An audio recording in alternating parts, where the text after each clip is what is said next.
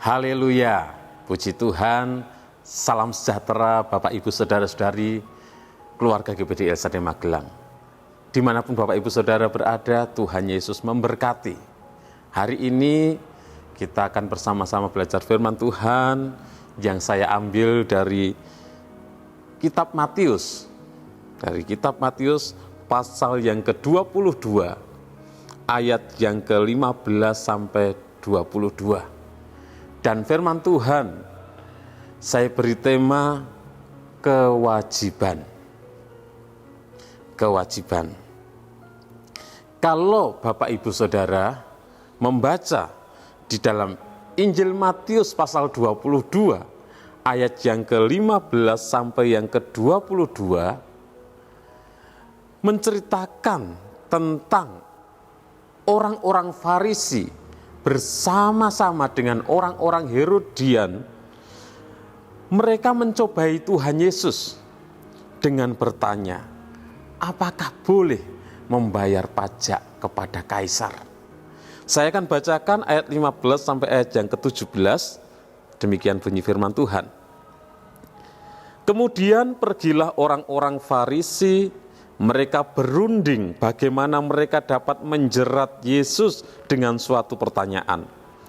Mereka menyuruh murid-murid mereka bersama-sama orang-orang Herodian bertanya kepadanya, "Guru, kami tahu engkau adalah seorang yang jujur dan dengan jujur mengajar jalan Allah, dan engkau tidak takut kepada siapapun juga, sebab engkau tidak mencari muka.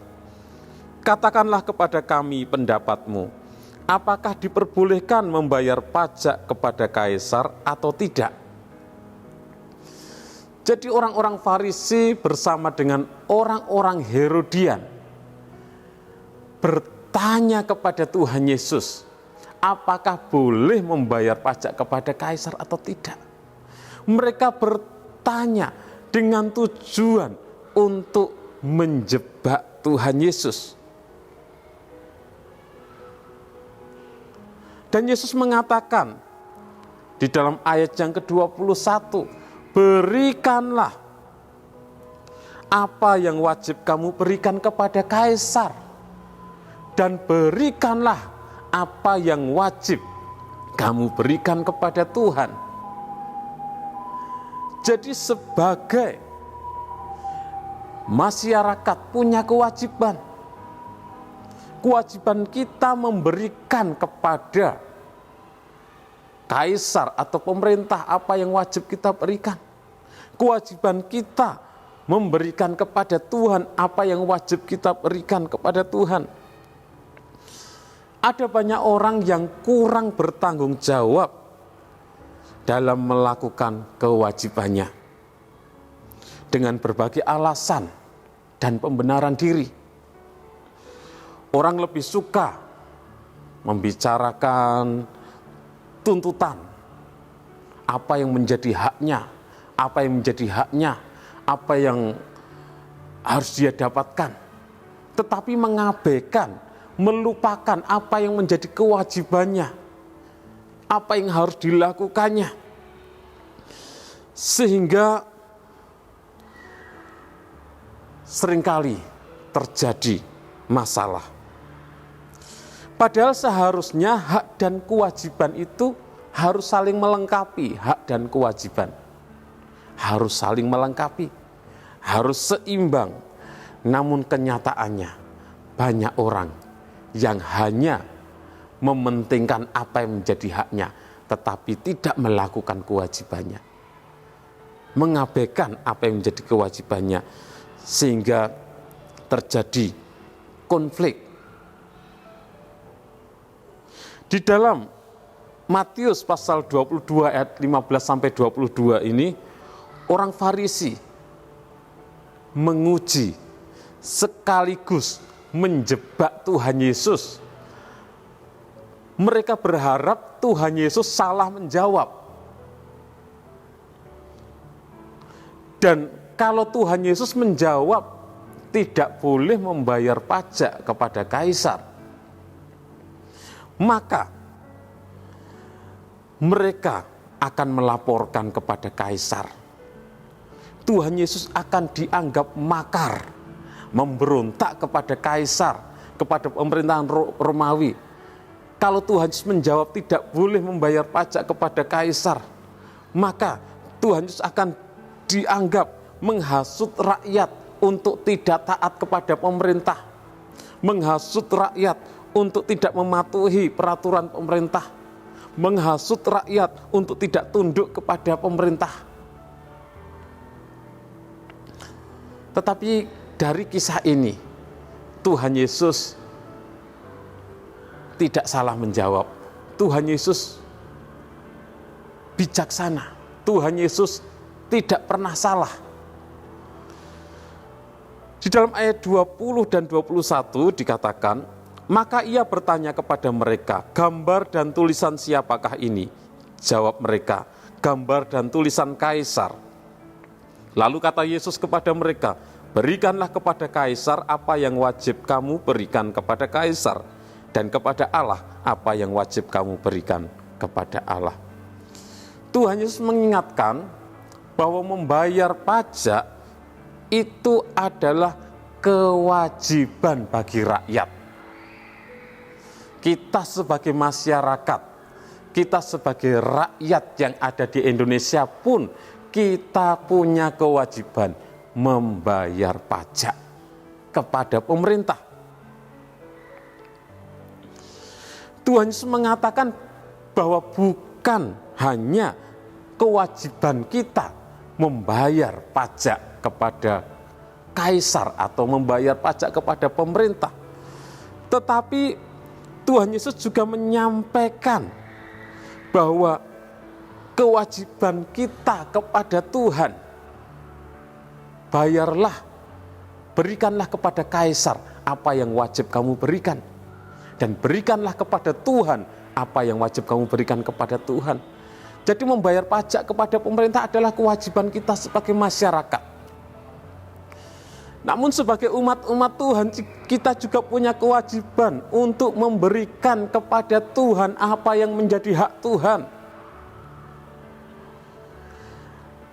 Pertanyaannya, apa kewajiban kita kepada Tuhan? Dalam firman Tuhan dicatat, kewajiban kita sebagai umat-umat Tuhan, kewajiban kita kepada Tuhan mengembalikan milik Tuhan, membayar 1/10 dari berkat yang sudah Tuhan berikan, mengembalikan kepada Tuhan, dan juga memberikan persembahan khusus adalah kewajiban kita sebagai umat-umat Tuhan. Di dalam Maleakhi 3 ayat 8 dikatakan, Maleakhi 3 ayat 8, bolehkah manusia menipu Allah? Namun kamu menipu aku. Tetapi kamu berkata, dengan cara bagaimanakah kami menipu engkau? Mengenai persembahan persepuluhan dan persembahan khusus. Bapak, Ibu, Saudara yang kasih oleh Tuhan, kewajiban timbul karena ada perintah. Kewajiban timbul karena ada peraturan. Di dalam Alkitab ada peraturan bagi umat Tuhan untuk membawa 1/10. Di dalam Alkitab ada peraturan bagi umat Tuhan untuk membawa persembahan khusus. Dan itu menjadi kewajiban kita kepada Tuhan. Dan juga karena kewajiban itu timbul karena ada peraturan, maka secara langsung firman Tuhan juga memerintahkan kepada kita umat-umat Tuhan, baik melalui hamba-hambanya para nabi maupun Tuhan Yesus menyampaikan secara langsung. Perintah Tuhan bagi kita umat-umatnya adalah mengasihi Tuhan dan sesama. Matius 22 ayat 37-40. Tuhan memerintahkan kepada kita umat-umatnya untuk mengasihi Tuhan dan mengasihi sesama. Juga Tuhan memerintahkan kepada kita untuk memberitakan Injil. Matius 28 ayat 19 dan 20. Juga Tuhan memerintahkan kita sebagai umat-umatnya untuk mentaati peraturan Tuhan. di dalam Keluaran 20 ayat 1 sampai 17. Dan itulah kewajiban kita sebagai umat-umat Tuhan. Bukan hanya membayar apa yang menjadi milik Tuhan, mengembalikan milik Tuhan, tetapi kewajiban kita sebagai umat-umat Tuhan, kita harus mengasihi Tuhan dan mengasihi sesama. Kewajiban kita sebagai umat-umat Tuhan, kita harus memberitakan Injil. Kewajiban kita sebagai umat-umat Tuhan, mentaati peraturan-peraturan Tuhan, mentaati firman Tuhan. Itulah yang menjadi kewajiban kita sebagai umat-umat Tuhan. Bapak, Ibu, Saudara yang kasih oleh Tuhan, kita sebagai umat-umat Tuhan, Tuhan sudah menebus hidup kita. Tuhan sudah menyelamatkan kita. Dan sesungguhnya kita tidak ada hak untuk menuntut Tuhan. Kita tidak ada hak, kita tidak punya hak untuk menuntut Tuhan. Tuhan sudah menebus hidup kita. Yang ada adalah kewajiban kita kepada Tuhan. Mengembalikan apa yang menjadi milik Tuhan. Mengasihi Tuhan, mengasihi sesama. Memberitakan Injil. Dan juga kewajiban kita adalah mentaati peraturan-peraturan Tuhan. Kita tidak ada hak untuk menuntut Tuhan. Kita tidak ada hak sebab kita sudah ditebus, diselamatkan oleh Tuhan. Tuhan menginginkan kita melakukan kewajiban kita dengan kerelaan hati. Dan lebih lagi, kita melakukan kewajiban kita karena kita mengasihi Tuhan, bukan karena terpaksa. Tuhan Yesus memberkati. Terima kasih kepada Bapak, Ibu, Saudara yang sudah mengikuti Renungan 79. Kiranya renungan ini menjadi berkat bagi kita semuanya. Bagi Bapak, Ibu, Saudara yang ingin didoakan dengan pokok doa tertentu, atau bagi Bapak, Ibu, Saudara yang ingin menceritakan kesaksian tentang kesembuhan, atau kesaksian tentang pemulihan masalah keluarga dan lain sebagainya, dapat menyalurkan melalui chat WhatsApp di nomor 0813 2742 0088. Mari kita berdoa. Terima kasih Tuhan buat kebaikan-Mu, kasih setia-Mu.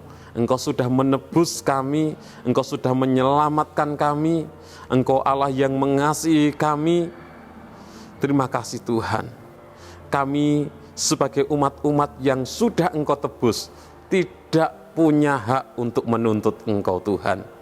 Tetapi kami punya kewajiban sebagai umat-umat yang sudah Engkau tebus Tuhan, untuk kami melakukan apa yang menjadi kewajiban kami sebagai umat-umat-Mu. Untuk kami mengasihi Engkau dan sesama. Untuk kami senantiasa Tuhan memberitakan Injil-Mu. Untuk kami mentaati segala peraturan-Mu. Itu yang menjadi kewajiban kami sebagai umat-umat-Mu. Mampukan kami untuk melaksanakan apa yang menjadi kewajiban dan tanggung jawab kami sebagai umat-umat-Mu dengan setia. Terima kasih Tuhan, memberkati seluruh umat-umat-Mu dimanapun mereka berada. Terima kasih ya Tuhan, kami keluarga GPD El Shaddai Magelang menjadi lebih daripada orang-orang yang menang oleh Engkau yang telah mengasihi kami. Di dalam nama Tuhan Yesus Kristus kami berdoa bersyukur. Haleluya. Amin.